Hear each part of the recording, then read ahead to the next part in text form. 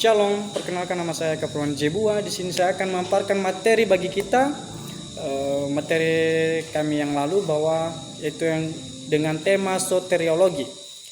Soteriologi ini berasal dari bahasa Yunani. Soter artinya juru selamat. Soteria ini artinya keselamatan dan logos artinya studi atau doktrin.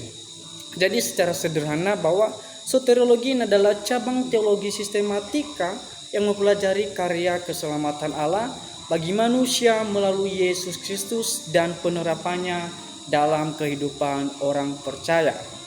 Nah, ada 4 dimensi soteriologi, yaitu yang pertama, kebutuhan.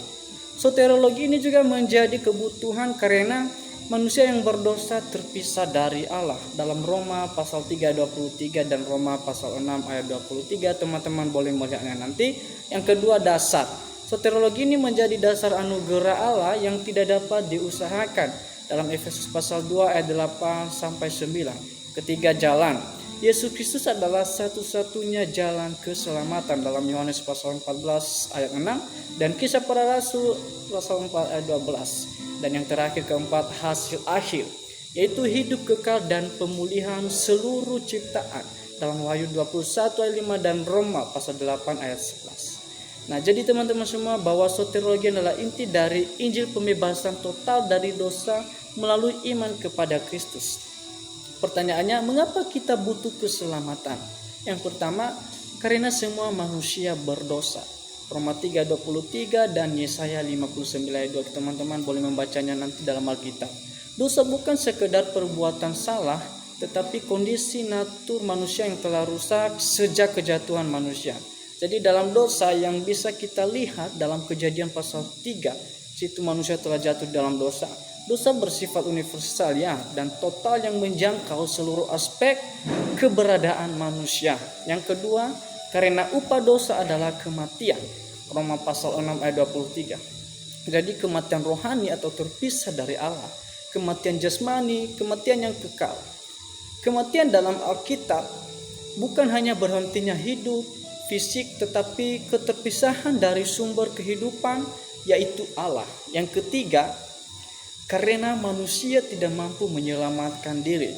Dalam Efesus pasal 2 ayat 8 sampai 9, di situ perbuatan baik tidak mampu menghapus dosa manusia, bukan melalui usahanya tetapi anugerah Tuhan. Jadi keselamatan ini tidak dapat dicapai melalui moralitas, ritual agama, atau usaha manusia.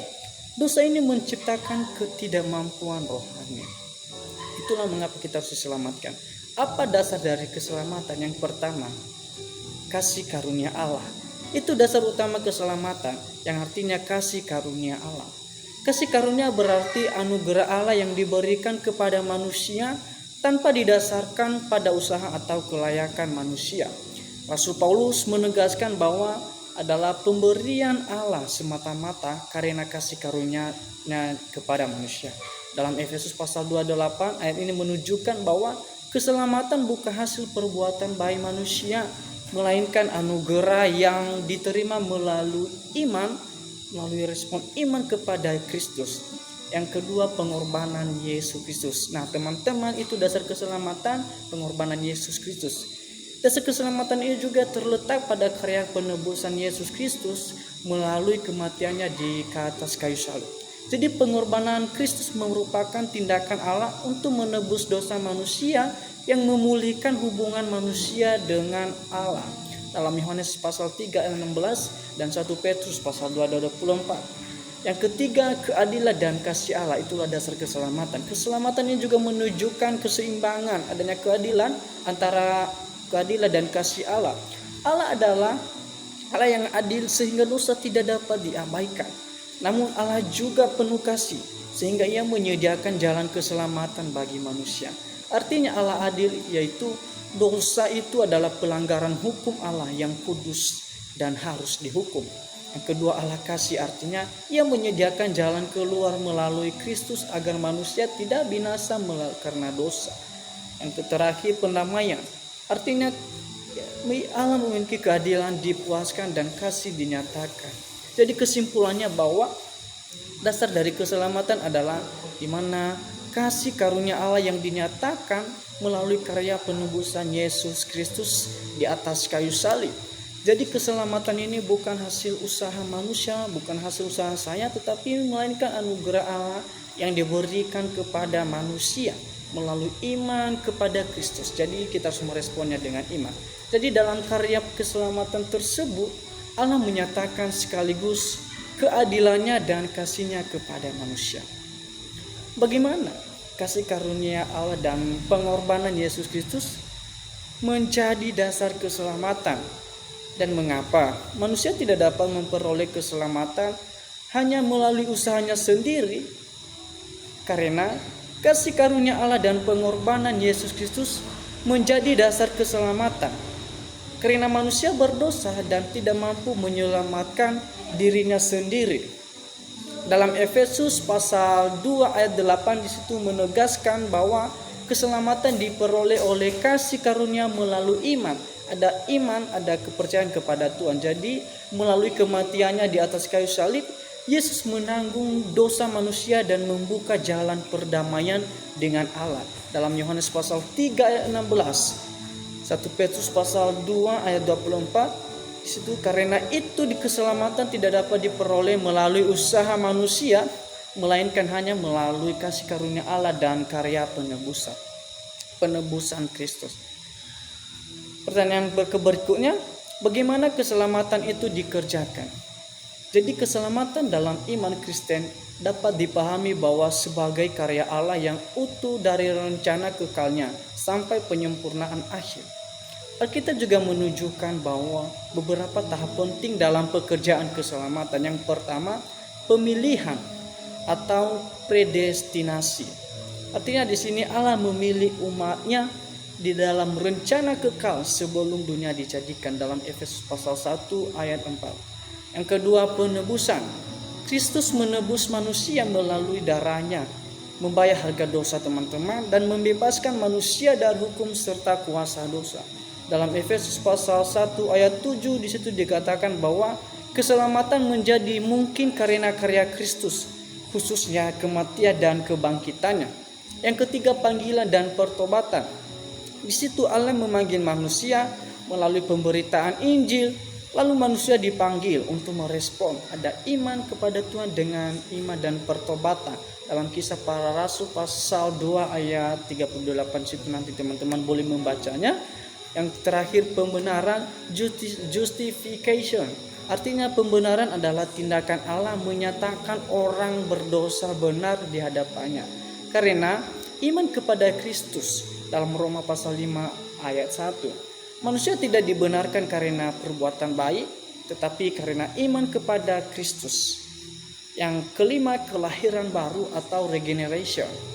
Artinya di sini kelahiran baru adalah adanya karya Roh Kudus yang memberi hidup rohani kepada orang yang mati dalam dosa. Dalam Yohanes pasal 3 ayat 3. Tanda kelahiran baru ini manusia tidak dapat melihat dan masuk ke dalam kerajaan Allah. Yang keenam, pengudusan. Sanctification. Artinya pengudusan ini adalah mana proses seumur hidup di mana orang percaya makin dibentuk menjadi serupa Kristus dalam pikiran, perkataan dan tindakan. Dalam 1 Tesalonika pasal 4 ayat 3. Yang ketujuh, pemuliaan atau glorification. Artinya pemuliaan ini adalah tahap akhir keselamatan. Ketika orang percaya disempurnakan sepenuhnya dan dibebaskan dari segala akibat dosa. Itu kita bisa melihat dalam Roma pasal 8 ayat 30. Pertanyaan berikutnya, siapa yang diselamatkan? Saya atau teman-teman? Nah, teman-teman, dalam Alkitab ditegaskan bahwa yang diselamatkan adalah mereka yang percaya kepada Yesus Kristus, itu yang diselamatkan. Ada iman kepada Tuhan. Dalam Yohanes pasal 1 ayat 12 dijelaskan bahwa semua orang yang menerima Kristus diberi kuasa untuk menjadi anak-anak Allah. Jadi ini menunjukkan bahwa keselamatan berkaitan dengan penerimaan pribadi dengan Kristus. Dalam Kisah Para Rasul pasal 16 ayat 31 menegaskan, percayalah kepada Tuhan Yesus Kristus dan engkau akan selamat. Jadi ayat ini menunjukkan bahwa iman atau kepercayaan kepada Kristus adalah jalan keselamatan, teman-teman. dalam sejarah teologi ada perbedaan penekanan mengenai siapa yang diselamatkan. Kalau kita melihat pandangan-pandangan atau tokoh-tokoh di mana termasuk pandangan Calvinis, menurut pandangan Calvinis ini yang diselamatkan adalah mereka yang dipilih Allah sejak semula. Artinya penekanan utamanya ada pada kedaulatan Allah. Orang yang percaya dipahami sebagai mereka yang telah dipanggil dan dipilih oleh Allah. Yang kedua, pandangan Arminian. Menurut Arminian ini, keselamatan berasal dari kasih karunia Allah, tetapi efektif bagi mereka yang merespon anugerah dengan iman. Ada kepercayaanmu dengan Tuhan, kamu merespon sehingga kamu diselamatkan. Tanpa diskriminasi. Dalam Roma pasal 10 ayat 13 menyatakan barang siapa berseru kepada nama Tuhan akan diselamatkan. Ayat ini menunjukkan bahwa keselamatan ditawarkan kepada semua orang tanpa memandang suku, bangsa, status sosial, jenis kelamin atau latar belakang dan sebagainya. Tapi artinya di sini bahwa tidak ada kelompok tertentu yang secara otomatis lebih layak menerima keselamatan.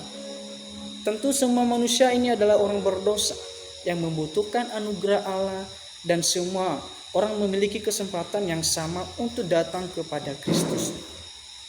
Adapun beberapa pandangan para teolog, contohnya seperti Karl Barth, dia menekankan di sini bahwa di dalam Kristus Allah menyatakan kasih-Nya kepada umat manusia secara luas. Yang kedua, John Wesley, di sini dia menegaskan bahwa Injil harus diberitakan kepada semua orang karena kasih Allah menjangkau semua. Yang ketiga, F. Bruce melihat bahwa kalau kita melihat dalam Roma 10 ayat 13 sebagai penegasan bahwa keselamatan terbuka bagi siapa saja yang datang kepada Tuhan dengan iman. Jadi siapa yang diselamatkan? Menurut Alkitab yang diselamatkan adalah mereka yang percaya kepada Yesus Kristus. Dalam perspektif atau pandangan teologis Calvinis menetapkan bahwa mereka adalah orang-orang yang dipilih oleh Allah, sedangkan Arminian berpendapat bahwa mereka adalah orang-orang yang merespon anugerah Allah dengan iman, dengan kepercayaan kepada Yesus Kristus. Namun kedua pandangan ini sama-sama sepakat bahwa keselamatan hanya ada di dalam Kristus. Jadi karena itu dapat disimpulkan bahwa keselamatan bagi semua orang, tetapi efektif bagi mereka yang percaya kepada Kristus. Pertanyaan berikutnya, dapatkah keselamatan itu hilang? Tentu kita bertanya-tanya, apakah keselamatan itu bisa hilang? Ada dua pandangan di sini bahwa yang pertama, tidak dapat hilang. Pandangan ini mengajarkan bahwa orang yang sungguh-sungguh diselamatkan akan tetap dipelihara oleh Allah sampai akhir. Keselamatan tidak bergantung pada kekuatan manusia, tetapi pada kesetiaan dan kuasa Allah sendiri. Dalam Yohanes pasal 10 ayat 28 dan Roma pasal 8 38 sampai 39. Yang kedua, dapat ditinggalkan atau kondisional. Pandangan ini teman-teman bahwa mengajarkan seseorang yang telah menerima keselamatan, ia tetap harus bertekun di dalam iman kepada Kristus. Jika ia dengan sadar juga terus-menerus dan sengaja meninggalkan Kristus, maka ia berada dalam bahaya. Jadi kehilangan bagian dalam keselamatan. Dalam Ibrani 6 pasal 4 sampai 6 yang memberikan peringatan keras terhadap mereka yang pernah mengecap karunia surgawi lalu murtad. Dan dalam 2 Petrus pasal 2 20 sampai 21 mengabarkan keadaan orang yang setelah mengenal jalan kebenaran kemudian berbalik lagi. Jadi ayat-ayat ini dipahami sebagai peringatan nyata bahwa kemurtadan bukan hal sepele. Karena itu keselamatan tidak boleh dipahami secara sembrono, seolah-olah seorang dapat hidup atau sembarangan tanpa akibat rohani. Yang ketiga, titik perbedaan. Utamanya yaitu pada jaminan keselamatan dan peringatan terhadap kemurtadan. Pandangan ini bahwa tidak dapat hilang lebih menekankan bahwa orang yang benar-benar diselamatkan pasti akan bertahan. Sehingga jika seorang akhirnya murtad, hal itu menunjukkan bahwa sejak awal ia belum sungguh-sungguh mengalami keselamatan sejati. Nah, sedangkan pandangan ini bahwa dapat ditinggalkan menekankan bahwa peringatan-peringatan Alkitab ditunjukkan kepada orang percaya secara nyata, sehingga kemungkinan jatuh dari iman harus dipandang dengan serius. Jadi teman-teman semua, dapatkah keselamatan itu hilang? Kesimpulannya bagi kita bahwa pandangan keselamatan dapat hilang menegaskan bahwa keselamatan sejati tidak dapat hilang, karena Allah menjamin, oleh kuasa Allah kita dijamin.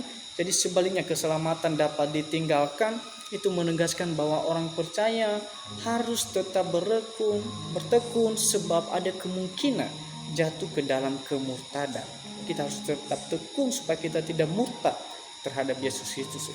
Meskipun berbeda dalam penekanan kedua, tetapi pandangan sama-sama mengajarkan bahwa keselamatan adalah karya anugerah Allah, dan bahwa iman sejati harus terlihat dalam kehidupan yang bertekun. Karena itu, pendekatan pengajaran yang sehat ialah menegaskan bahwa keselamatan sejati akan menghasilkan ketekunan dengan iman dan kesetiaan kepada Kristus sampai akhir. Nah, teman-teman semua, berikutnya atau yang terakhir, tujuan akhir dari keselamatan. Nah, teman-teman semua, tujuan akhir dari keselamatan itu yang pertama, mengantar orang percaya pada persekutuan kekal dengan Allah. Dalam Wahyu 21 ayat 3 sampai 4. Di situ digambarkan bahwa Allah akan bersama umatnya dan tidak ada lagi maut, duka cita, tangisan atau penderitaan. Tetapi ini menunjukkan bahwa puncak keselamatan adalah persekutuan sempurna antara Allah dengan umatnya. Yang kedua, membawa orang percaya pada kemuliaan akhir. Artinya bahwa keselamatan mencapai kesempurnaannya dalam glorifikasi, yaitu saat orang percaya dimuliakan bersama Kristus. Roma 8:30 menyatakan bahwa mereka yang dibenarkan Allah juga dimuliakannya. Yang ketiga, untuk kemuliaan Allah. Tujuan tertinggi dari keselamatan adalah kemuliaan Allah. Jadi dalam Efesus 1 ayat 12 mengatakan bahwa orang percaya ditentukan supaya menjadi pujian-pujian bagi kemuliaan Allah. Dengan demikian, jadi keselamatan bukan terutama berpusat pada manusia, tetapi pada penyataan kasih anugerah, kuasa, dan kemuliaan Allah. Jadi teman-teman semua, bahwa keselamatan ini bertujuan agar hidup orang percaya menjadi puji-pujian bagi kemuliaan Allah sekarang dan selamanya. Jadi teman-teman semua, bahwa materi kita pada hari ini, biarlah teman-teman dapat dibekali dari awal, pertengahan hingga saya mengakhiri pemaparan materi ini. Saya percaya ada makna yang boleh teman-teman ambil. Jadi saya sapa kita semuanya, saya sapa kita kembali. Shalom.